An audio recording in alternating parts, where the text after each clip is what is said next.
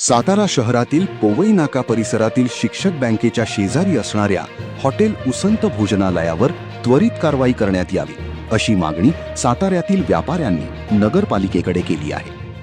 हॉटेलच्या संदर्भात आवश्यक ती कारवाई करण्यास सातारा नगरपालिकेकडून टाळाटाळ झाल्यास नगर विकास विभाग, महाराष्ट्र शासन यांच्याकडे दाद मागण्यात येईल असा इशाराही व्यापाऱ्यांनी दिला आहे।